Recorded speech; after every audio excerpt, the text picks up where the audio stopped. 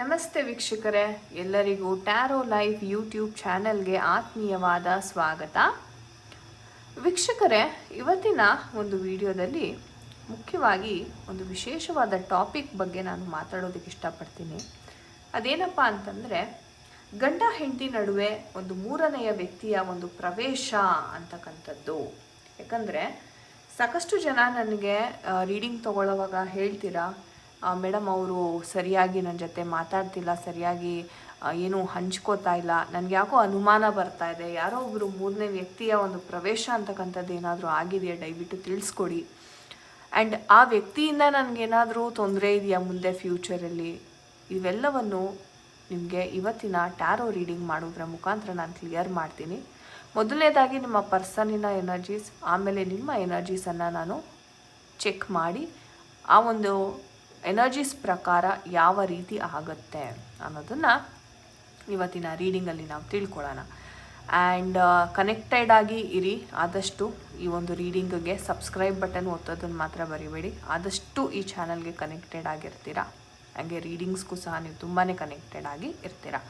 Thank you universe ಅಂತ ಪ್ರತಿಯೊಬ್ಬರು comment ಸೆಕ್ಷನಲ್ಲಿ ತಿಳಿಸಿ. ಈ ಒಂದು ವಿಡಿಯೋ ನಿಮಗೆ ನೋಡಲಿಕ್ಕೆ ಸಿಗ್ತಾ ಇದೆ ಅಂತಂದರೆ ಅದು ಒಂದು ಯೂನಿವರ್ಸಿನ ಒಂದು ಆಶೀರ್ವಾದ ಆಗಿರುತ್ತೆ. ಸೊ ಥ್ಯಾಂಕ್ ಯು ಯೂನಿವರ್ಸ್ ಅಂತ ಹೇಳ್ತಾ ಈ ಒಂದು ವಿಡಿಯೋವನ್ನು ನಾವು ಕ್ವಿಕ್ಕಾಗಿ ಶುರು ಮಾಡೋಣ. ಮೊದಲನೇದಾಗಿ ನಿಮ್ಮ ಮೈಂಡನ್ನು ಕಾಮ್ ಮಾಡ್ಕೊಳ್ಳಿ. ಹಾಗೆ ನಿಮ್ಮ ವ್ಯಕ್ತಿ ಯಾರಿದ್ದಾರೆ, ಯಾರಿಗೋಸ್ಕರ ಈ ಒಂದು ವಿಡಿಯೋವನ್ನು ನೋಡ್ತಾ ಇದ್ದೀರಾ, ಆ ವ್ಯಕ್ತಿಯನ್ನು ಮನಸ್ಸಾರೆ ನೆನಪಿಸ್ಕೊತಾ ಆ ವ್ಯಕ್ತಿಯ ಎನರ್ಜೀಸ್ ಯಾವ ಥರ ಇದೆ, ಯಾಕೆ ಅವರು ನಿಮ್ಮನ್ನು ಅವಾಯ್ಡ್ ಮಾಡ್ತಾ ಇದ್ದಾರೆ, ಮಾತುಕತೆ ಯಾಕೆ ಸರಿಯಾಗಿ ಮಾಡ್ತಾ ಇಲ್ಲ, ಏನು ಪ್ರಾಬ್ಲಮ್ ಇದೆ ಆ ಒಂದು ವ್ಯಕ್ತಿಯ ಜೀವನದಲ್ಲಿ ಅನ್ನೋದನ್ನು ನಾವು ಇವತ್ತಿನ ಸಂಚಿಕೆಯಲ್ಲಿ ನೋಡೋಣ. ಯೂನಿವರ್ಸ್ ಗೈಡ್ ಮಾಡಿ, ಏಂಜಲ್ಸ್ ಗೈಡ್ ಮಾಡಿ, ನಿಮ್ಮ ವ್ಯಕ್ತಿಯ ಒಂದು ಎನರ್ಜೀಸ್ ಇಲ್ಲಿ ನಾವು ನೋಡೋಣ ಒಂದೊಂದೇ. ಇಂತಕ್ಕೆ ಏನು ನಡೀತಾ ಇದೆ ಅವರ ಲೈಫಲ್ಲಿ, ಯಾಕೆ ನಿಮ್ಮ ದಾಂಪತ್ಯದ ಜೀವನ ಸರಿ ಇಲ್ಲ, ಯಾಕೆ ಅವರಷ್ಟು ಕೋಪಿಸ್ಟ್ರು, ಯಾಕೆ ಡಾಮಿನೇಟ್ ಮಾಡ್ತಾರೆ. ಓಕೆ, ಹಾಗೆ ನಿಮ್ಮ ಒಂದು ಎನರ್ಜೀಸ್ನ ಸಹ ನಾನಿಲ್ಲಿ ನೋಡ್ತಾ ಇದ್ದೀನಿ. ಯಾಕೆ ನಿಮಗೆ ಅಷ್ಟು ಪ್ರಾಬ್ಲಮ್ ಆಗ್ತಾ ಇದೆ, ಈ ಒಂದು ವ್ಯಕ್ತಿಯ ಕಡೆಯಿಂದ ಅಂಥದ್ದೇನು ಆಗ್ತಾ ಇದೆ. ಓಕೆ, ಈ ಒಂದು ವ್ಯಕ್ತಿಯ ಕಡೆಯಿಂದ ಏನಕ್ಕೆ ನಿಮ್ಗೆ ಅಷ್ಟು ಸಮಸ್ಯೆ ಆಗ್ತಾ ಇದೆ, ಏನು ಕಾರಣ, ಓವರಾಲ್ ಎನರ್ಜೀಸ್. ಓಕೆ ವೀಕ್ಷಕರೇ, ಮೊದಲನೇದಾಗಿ ನಾನು ನಿಮ್ಮ ಒಂದು ಪರ್ಸನಿನ ಎನರ್ಜೀಸನ್ನು ನಾನು ಪಿಕ್ ಮಾಡಿದ್ದೀನಿ. ಹಾಗೆ ವಿಡಿಯೋ ಕೊನೆತನಕ ನೋಡಿ. ನಿಮ್ಮ ಮಕ್ಕಳ ಒಂದು ಓದುವಿಕೆ ಅಥವಾ ಎಜುಕೇಷನ್ ರಿಲೇಟೆಡ್ ಪ್ರಾಬ್ಲಮ್ಸ್ಗೆ ನಾನು ಒಂದು ಸೊಲ್ಯೂಷನನ್ನು ಕೊಡ್ತಾ ಇದ್ದೀನಿ ಇವತ್ತಿನ ಸಂಚಿಕೆಯಲ್ಲಿ. ವೀಕ್ಷಕರೇ, ಮೊದಲನೇದಾಗಿ ಹೇಳಬೇಕು ಅಂತಂದರೆ, ನಿಮ್ಮ ಒಂದು ಪರ್ಸನಿನ ಎನರ್ಜೀಸ್ನ ನಾನು ನೋಡ್ತಾ ಇದ್ದೀನಿ. ಮೂರನೇ ವ್ಯಕ್ತಿಯ ಪ್ರಭಾವಳಿ ಅಂತಕ್ಕಂಥದ್ದು ಇಲ್ಲಿ ಕಂಡು ಬರ್ತಾ ಇದೆ.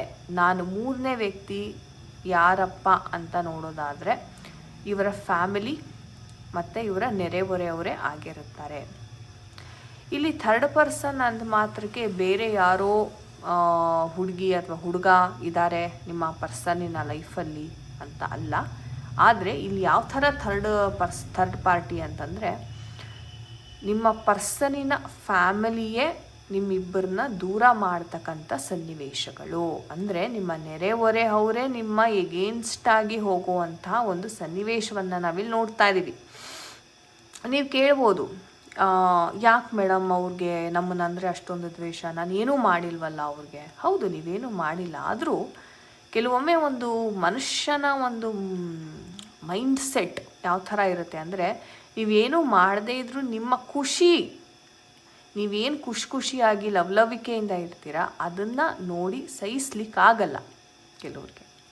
ಆ ಕಾರಣದಿಂದ ಹುಳಿ ಹಿಂಡ್ತಕ್ಕಂಥದ್ದು ಅಥವಾ ನಿಮ್ಮ ದಾಂಪತ್ಯದ ಜೀವನದಲ್ಲಿ ಒಂದು ಬಿರುಕು ಬೀಳೋ ರೀತಿ ಮಾಡ್ತಕ್ಕಂಥದ್ದು, ಇದೆಲ್ಲ ಪ್ರಯತ್ನಗಳು ನಡೀತಾ ಇರುತ್ತೆ. ಒಟ್ಟಿನಲ್ಲಿ ನೀವು ಚೆನ್ನಾಗಿರಬಾರ್ದು, ನೀವು ಚೆನ್ನಾಗಿರೋದು ಅವ್ರಿಗೆ ಇಷ್ಟ ಆಗಲ್ಲ.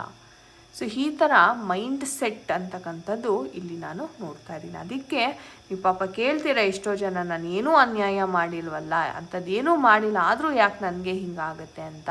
ಬಟ್ ವೀಕ್ಷಕರೇ, ನೀವೇನು ಮಾಡದೇ ಇದ್ರೂ ಕೆಲವೊಮ್ಮೆ ನಿಮ್ಮ ಒಂದು ಖುಷಿನೇ ನಿಮಗೆ ಮುಳುವಾಗ್ಬಿಡುತ್ತೆ. ಅದು ತಪ್ಪು ನಿಮ್ಮದಲ್ಲ, ಬೇರೆ ಯಾರ್ದು ನಾವು ಅದನ್ನು ಬ್ಲೇಮ್ ಮಾಡೋದಕ್ಕಾಗೋದಿಲ್ಲ. ಯಾಕಂದರೆ ಅದು ಮನುಷ್ಯನ ಒಂದು ಸಹಜ ಗುಣ ಆಗಿರುತ್ತೆ. ಆ್ಯಂಡ್ ಇಲ್ಲಿ ನಿಮ್ಮ ಪರ್ಸನ್ದು ಹೇಳಬೇಕು ಅಂದರೆ ಅಫ್ಕೋರ್ಸ್ ನಿಮ್ಮ ಲೈಫಲ್ಲಿ ತುಂಬ ಮಿಸ್ಅಂಡರ್ಸ್ಟ್ಯಾಂಡಿಂಗ್ಸ್ ಇದೆ ಆ್ಯಂಡ್ ತುಂಬ ಡಾಮಿನೇಟಿಂಗ್ ಇದ್ದಾರೆ ಅಂತ ಹೇಳ್ಬೋದು. ಅಂದರೆ ಈ ವ್ಯಕ್ತಿ ಯಾವ ಥರ ಅಂತಂದರೆ ಮೊದಲನೇದಾಗಿ ಒಂದು ಹಣಕಾಸಿನ ವಿಚಾರವಾಗಿ ಸ್ವಲ್ಪ ಈ ವ್ಯಕ್ತಿ ಏನು ಹೇಳ್ತೀರಾ ತುಂಬ ಅಟ್ಯಾಚ್ಡ್ ಇದ್ದಾರೆ. ಓಕೆ, ಇವ್ರಿಗೆ ಪ್ರೀತಿಗಿಂತ ಒಂಥರ ಮಟೀರಿಯಲಿಸ್ಟಿಕ್ ಡಿಸೈರ್ಸ್ ಜಾಸ್ತಿ. ಓಕೆ, ನಾನು ಹಿಂಗಿರಬೇಕು, ನಾನು ಹಿಂಗೆ ಕಾಣಿಸ್ಬೇಕು, ನಾನು ಈ ಥರ ಇದು ಮಾಡ್ಕೋಬೇಕು. ಓಕೆ, ಆ್ಯಂಡ್ ತುಂಬ ಒಂಥರ ಮಟೀರಿಯಲಿಸ್ಟಿಕ್ ಡಿಸೈರ್ಸ್ನ ಇವರು ತುಂಬಾ ಆಸೆ ಪಡ್ತಾರೆ. ಯಾರಾದರೂ ಆಸ್ತಿ ಕೊಡ್ತಾರಾ ಅಥವಾ ಮನೆಯಲ್ಲಿ ಏನಾದರೂ ಇವ್ರಿಗೆ ಇವರ ಪೇರೆಂಟ್ಸ್ ಕಡೆಯಿಂದ ತುಂಬ ಅಟೆನ್ಷನ್ ಸಿಗ್ತಾ ಇದ್ರೆ ಸಹ ತುಂಬ ಉಬ್ಬೋದು ಅಂತ ಹೇಳ್ತೀವಿ ನೋಡಿ ನಾವು, ತುಂಬ ಉಬ್ಕೊಂಡ್ಬಿಡ್ತಾರೆ.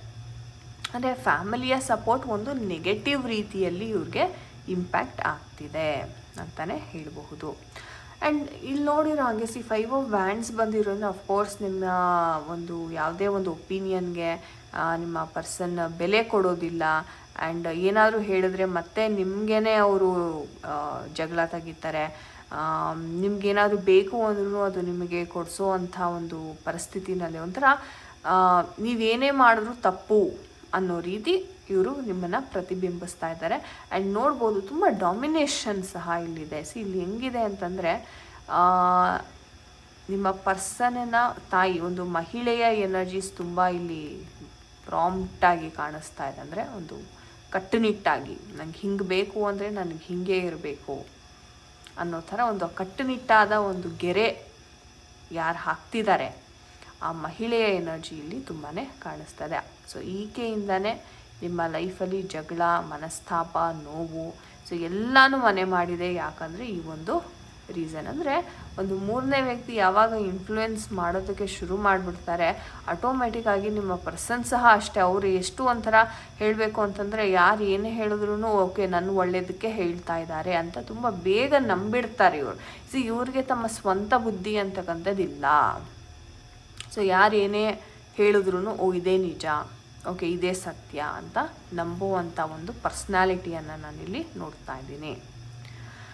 ಹಾಗೆ ನಿಮ್ಮ ಎನರ್ಜೀಸ್ನ ನೋಡಿದ್ರೆ ನೀವು ಸಹ ಒಂದು ರೀತಿ ಹೇಳಬೇಕಾದ್ರೆ ಫ್ಯಾಮಿಲಿಯ ಖುಷಿಗೋಸ್ಕರನೇ ಅಥವಾ ಫ್ಯಾಮಿಲಿ ಅಲ್ವಾ ನೋಡ್ಕೊಳ್ಳೋಣ ಅಂತ ನೀವು ಅಡ್ಜಸ್ಟ್ ಮಾಡ್ಕೊಳ್ಳೋಕ್ಕೆ ತುಂಬ ಪ್ರಯತ್ನವನ್ನು ಪಡ್ತಾ ಇದ್ದೀರಾ. ಹಾಗೆ ನಿಮ್ಮ ತವರು ಮನೆಯಿಂದ ಸಹ ನೀವು ತುಂಬ ಹಣಕಾಸಿನ ವಿಚಾರದಲ್ಲಿ ಸಹಾಯ ಅಂತಕ್ಕಂಥದ್ದು ಮಾಡಿದ್ದೀರಾ ಈ ಒಂದು ವ್ಯಕ್ತಿಗೆ.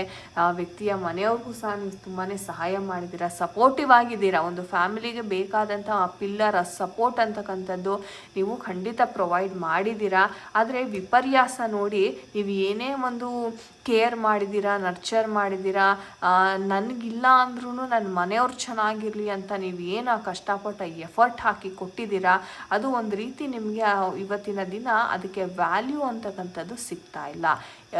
ಇದು ನಿನ್ನ ಹಣೆ ಬರ, ಇದು ನಿನ್ನ ಡ್ಯೂಟಿ, ನೀನು ಮಾಡ್ತಾ ಇದೆಯಾ, ನೀನೇ ಅಂದರೆ ನಿಮ್ಮ ಒಂದು ಏನು ಸ್ಯಾಕ್ರಿಫೈಸ್ ಇದೆ ಅದನ್ನು ಯಾರು ಗುರುತಿಸೋ ಅಂತಹ ಒಂದು ಪ್ರಯತ್ನ ಇಲ್ಲಿ ನಡೀತಾ ಇಲ್ಲ. ಹಾಗಾಗಿ ನೋಡಿ ನೀವು ಎಷ್ಟು ಡಿಪ್ರೆಷನ್ಗೆ ಹೋಗಿದ್ದೀರಾ, ಎಷ್ಟು ಬೇಸರವಾಗಿದ್ದೀರಾ ಅಂತಂದರೆ ನಾನು ಏನೇ ಮಾಡಿದ್ರು ನನ್ನ ಲೈಫ್ ಇಷ್ಟೇನಾ ಅಥವಾ ನನ್ನ ಒಂದು ಪ್ರಯತ್ನಕ್ಕೆ ಬೆಲೆ ಸಿಗಲ್ವಾ ಅನ್ನೋದು ನಿಮ್ಮ ತುಂಬ ಕಾಡ್ತಾ ಇರ್ತಕ್ಕಂಥ ಒಂದು ಪ್ರಶ್ನೆ.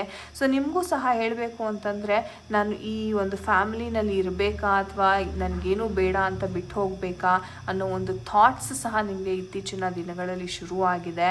ಆ್ಯಂಡ್ ನಿಮಗೆ ಹೇಳಬೇಕು ಅಂತಂದರೆ ನಿಮ್ಮ ದಾಂಪತ್ಯದ ಜೀವನ ಬಿಟ್ಟು ಆ ಒಂದು ಪ್ರೀತಿ ಒಬ್ಬ ವ್ಯಕ್ತಿ ಕಡೆಯಿಂದ ಸಿಗ್ತಾ ಇದೆ ಅಂತ ಸಹ ಇಲ್ಲಿ ಬರ್ತಾ ಇದೆ. ಬಿಕಾಸ್ ನಿಮ್ಮ ಎನರ್ಜೀಸಲ್ಲಿ ಲವರ್ಸ್ ಕಾರ್ಡ್ ಬಂದಿರೋದ್ರಿಂದ ಎಲ್ಲೋ ಒಂದು ಕಡೆ ನಿಮ್ಮ ಒಂದು ಫ್ಯಾಮಿಲಿ ಲೈಫ್ ಅಲ್ಲದೇನೆ ಹೊರಗಡೆಯಿಂದ ಯಾರೋ ಒಂದು ವ್ಯಕ್ತಿ ಕಡೆಯಿಂದ ನಿಮಗೆ ನೀವು ಎಕ್ಸ್ಪೆಕ್ಟ್ ಮಾಡ್ತಾ ಇರ್ತಕ್ಕಂಥ ಪ್ರೀತಿ ಸಿಗ್ತಾ ಇದೆ. ಸೊ ಒಂದು ರೀತಿ ಮನೆಯಲ್ಲಿ ಏನು ನಿಮಗೆ ಕೊರತೆ ಆಗಿದೆ ಅದು ಒಂದು ವ್ಯಕ್ತಿ ಕಡೆಯಿಂದ ಇಲ್ಲಿ ಸಿಗ್ತಾ ಇದೆ ಅಂತಲೇ ಹೇಳಬಹುದು.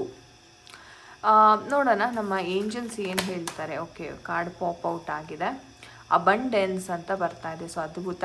ಅಂದರೆ ಒಂದು ರೀತಿ ಹೇಳಬೇಕು ಅಂತಲೇ ನಿಮಗೆ ಏನು ಖುಷಿ ಸಿಗಬೇಕಿತ್ತು ಲೈಫಲ್ಲಿ ಆ ಒಂದು ವ್ಯಕ್ತಿ ಕಡೆಯಿಂದ ನಿಮಗೆ 100% ಸಿಗ್ತಾ ಇದೆ. ಇನ್ನೇನಾದರೂ ಮೆಸೇಜಸ್ ಇದೆಯಾ ಏಂಜಲ್ಸ್?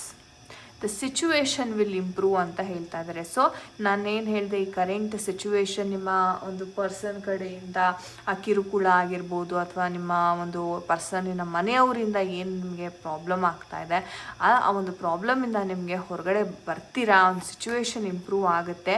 ವೆಯ್ಟ್ ಕಾರ್ಡ್ ಬಂದಿದೆ, ವೆಯ್ಟ್ ಖಂಡಿತ ಮಾಡಿ ಅಂತ ಏಂಜಲ್ಸ್ ತುಂಬ ಸ್ಪಷ್ಟವಾಗಿ ಮೆಸೇಜಸನ್ನು ಕೊಡ್ತಾ ಇದ್ದಾರೆ.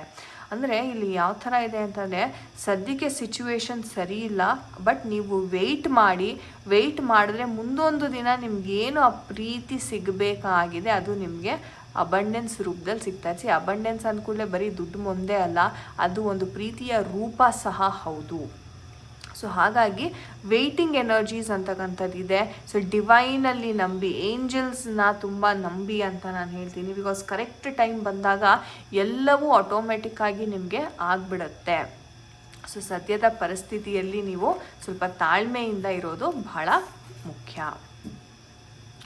ಸೊ ವೀಕ್ಷಕರೇ, ಇದಾಗಿತ್ತು ಇವತ್ತಿನ ರೀಡಿಂಗ್. ಐ ಹೋಪ್ ನಿಮಗೆ ರೆಸೊನೇಟ್ ಆಗಿದೆ ಅನ್ಕೋತೀನಿ. ರೆಸೊನೇಟ್ ಆದವರು ಕಮೆಂಟ್ ಸೆಕ್ಷನಲ್ಲಿ ನನಗೆ ರೆಸೊನೇಟ್ ಆಯಿತು ಅಂತ ಖಂಡಿತವಾಗ್ಲೂ ತಿಳಿಸಿ, ಸೊ ದಟ್ ನನಗೂ ಸಹ ತಿಳಿಯುತ್ತೆ. ಆ್ಯಂಡ್ ಮಕ್ಕಳಿನ ಓದುವಿಕೆಗೆ ನಾನು ಒಂದು ರೆಮಿಡಿ ಹೇಳ್ತೀನಿ ಅಂತ ಹೇಳಿದ್ದೆ. That is none other than amethyst crystal ಅಂತ ಹೇಳ್ಬೋದು.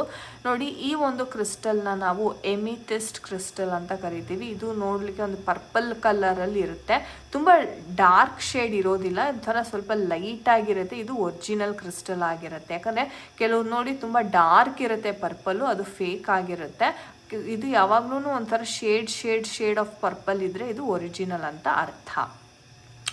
ಈ ಒಂದು ಬ್ರೇಸ್ಲೆಟ್ ಧರಿಸೋದ್ರಿಂದ ಯಾರೆಲ್ಲ ಓದ್ತಾ ಇದ್ದೀರಾ, ಅಥವಾ ನನಗೆ ತುಂಬ ಟೆನ್ಷನ್ ಆಗುತ್ತೆ, ತುಂಬ ಸ್ಟ್ರೆಸ್ ಆಗ್ತಾ ಇದೆ, ನನಗೆ ಯಾಕೋ ಗೊತ್ತಿಲ್ಲ ಫೋಕಸ್ ಮಾಡೋಕ್ಕಾಗ್ತಾ ಇಲ್ಲ, ಎಸ್ಪೆಷಲಿ ಸ್ಟೂಡೆಂಟ್ಸ್ಗೆ, ಮಕ್ಕಳಿಗೆ ಓದೋದ್ರಲ್ಲಿ ಇಂಟ್ರೆಸ್ಟ್ ಇರಲ್ಲ, ಫೋಕಸ್ ಮಾಡಲಿಕ್ಕೆ ಆಗ್ತಿರಲ್ಲ, ಈ ಥರ ತಂದೆ ತಾಯಿಗಳು ಸುಮಾರು ಕಂಪ್ಲೇಂಟ್ಸ್ ಹೇಳ್ತೀರ, ಯಾಕೆ ಮಗ ಓದ್ತಿಲ್ಲ, ಕಮ್ಮಿ ಮಾರ್ಕ್ಸ್ ಬರ್ತಿದೆ, ಅವರ ಎಜುಕೇಷನ್ಗೆ ಏನಾದರೂ ಮಾಡಿ ಅಂತ. ಸೊ ಎಸ್, ಈ ಒಂದು ಎಮಿಥಿಸ್ಟ್ ಕ್ರಿಸ್ಟಲ್ನ ಇದು ಅವರು ಬ್ರೇಸ್ಲೆಟ್ ರೂಪದಲ್ಲಾದರೂ ಧರಿಸ್ಬೋದು, ಇಲ್ಲಾಂದರೆ ಒಂದು ಪೆಂಡೆಂಟ್ ರೂಪದಲ್ಲಿ ಸಹ ಈ ಒಂದು ಕ್ರಿಸ್ಟಲನ್ನು ಧರಿಸೋದ್ರಿಂದ ಏಕಾಗ್ರತೆ ಅಂತಕ್ಕಂಥದ್ದು ತುಂಬ ಹೆಚ್ಚಾಗುತ್ತೆ.